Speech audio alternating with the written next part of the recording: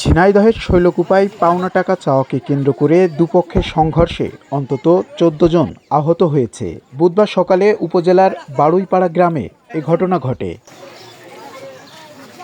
Police ও স্থানীয়রা জানায়, ওই গ্রামের মন্টু মোল্লা একই গ্রামের লিখন হোসেনের কাছে ১,০০০ টাকা পেত।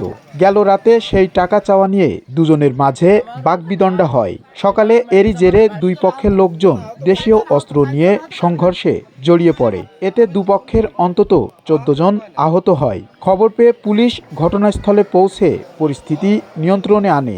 আহতদের উদ্ধার করে শৈলকুপা উপজেলা স্বাস্থ্য কমপ্লেক্সে ভর্তি করা হয়েছে। এদের মধ্যে স্বপন বিশ্বাস নামের একজনের অবস্থা গুরুতর হওয়ায় উন্নত চিকিৎসার জন্য তাকে ফরিদপুর মেডিকেল কলেজ হাসপাতালে রেফার করা হয়েছে। এ ঘটনায় শৈলকুপা থানার অফিসার ইনচার্জ মাসুম খান জানান, এলাকায় উত্তেজনা থাকায় অতিরিক্ত পুলিশ মোতায়েন করা হয়েছে। এ ঘটনায় এখনো পর্যন্ত কোনো মামলা হয়নি। এম আর রাসেল, কাগজ টিভি, ঝিনাইদহ।